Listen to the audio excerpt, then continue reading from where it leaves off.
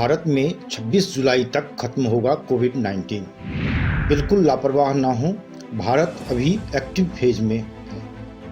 America, Italy, France सहित अन्य यूरोपीय देशों की तुलना में भारत ने कोविड-19 महामारी से बचाव बेहतर ढंग से किया है, लेकिन अब हमें और सतर्कता बरतनी होगी। फेज वाइज बात करें तो पहले फेज को हर भारतीय ने बेहतर ढंग से पार किया और अब उसके सामने चुनौतीपूर्ण दूसरा फेज है।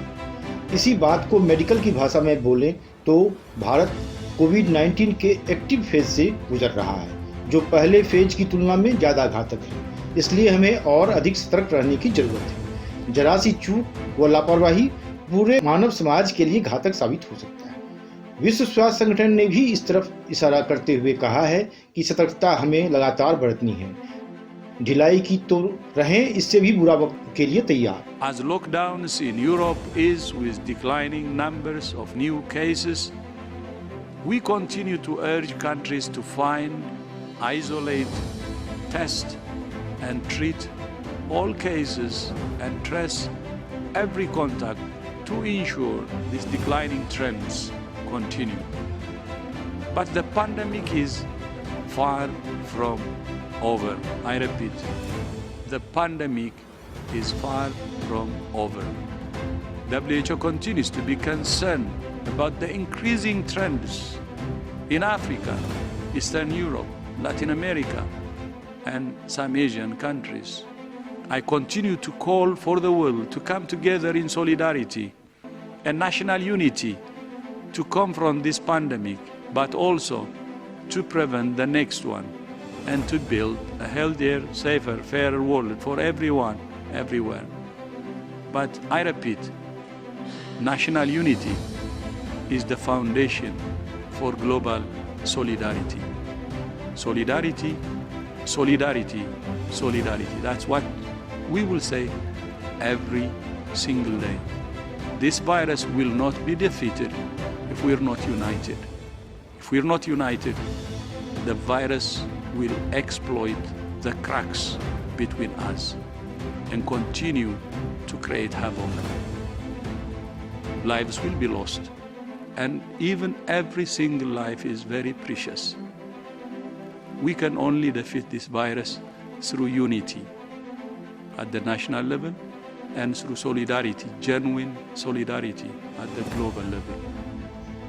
विश्व स्वास्थ्य संगठन के प्रमुख टेड्रस घेब्रेयेसस ने कोरोना वायरस महामारी के बारे में चिताया है कि इससे भी बुरा वक्त अभी आने वाला है। सचेत रहें और एहतियात में ढिलाई नहीं बरतें। दुनिया अभी इस वायरस से उपजी महामारी का और भी बुरा रूप देखने वाली है। जिनेवा में मीडिया से बातचीत करते हुए उन्होंने कहा कि कुछ देश ऐसे हैं जिन्होंने अब पाबंदियां लगानी शुरू की हैं। WHO के निदेशक ने हालांकि यह नहीं बताया कि उन्हें हालात बद से बदतर क्यों लग रहे हैं, लेकिन माना जा रहा है कि अब अफ्रीका महाद्वीप में भी हालात बेकाबू हो सकते हैं, जिसके चलते मौतों का आंकड़ा कई गुना बढ़ सकता है। उधर यूरोपीय देश और अमेरिका प्रतिबंधों में ढील की तैयारी कर रहे हैं, लेकिन WHO ने दुनिया के सभी देशों से एहतियात बरतने की अपील की है। टेड्रस ने कोरोना वायरस संक्रमण की तुलना 1918 की स्पेनिश फ्लू से करते हुए कहा, यह बहुत खतरनाक स्थिति है और यह हो रहा है 1918 फ्लू की तरह, जिसमें करीब 1 करोड़ मौतें हुई थीं। उन्होंने आगे कहा कि घबराने की जरूरत नहीं है, हमारे पास प्रौद्योगिकी है, हम इस आपदा से बच सकते हैं, हम उस तरह का संकट पैदा होने से बच सकते हैं। टेड्रोस ने कहा, भरोसा करें, सबसे बुरा वक्त अभी आने वाला है, इसलिए आपदा को रोकने पर ध्यान दें। भारत के संदर्भ में देखें तो देश भर में 27 अप्रैल तक कोरोना के मरीजों की संख्या 29,435 हो गई है। इनमें 21,632 एक्टिव केस हैं।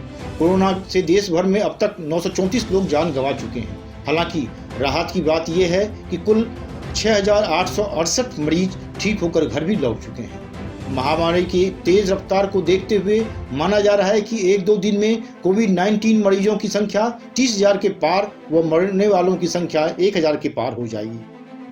कोरोना मरीजों की संख्या 1 लाख के पार जाएगा। रिपोर्ट देश भर में 3 मई तक लॉकडाउन घोषित किया गया है। बावजूद इसके जिस तरह से कोरोना के मामले सामने आ रहे हैं, ऐसे में वैज्ञानिकों की एक अंतर्राष्ट्रीय टीम की रिपोर्ट में आशंका जताई गई है कि मई के दूसरे हफ्ते तक भारत में 1,12,000 कोरोना के मामले आ सकते हैं। वैज्ञानिकों की अंतर्राष्ट्रीय टीम का मानना है कि भारत में कोरोना महामारी का अभी एक्टिव फेज चल रहा है।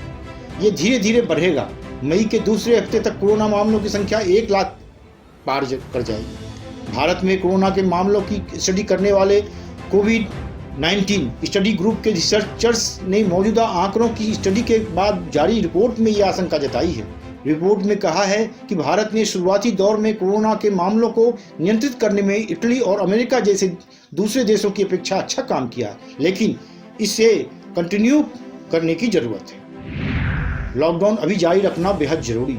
दुनिया की अग्रणी मेडिकल जर्नल लॉन्सेट के एडिटर इन चीफ रिचर्ड हर्टन का कहना है कि भारत को लॉकडाउन हटाने की जल्दबाजी नहीं करनी चाहिए, बल्कि कम से कम 10 हफ्ते के लिए लॉकडाउन किया जाना चाहिए।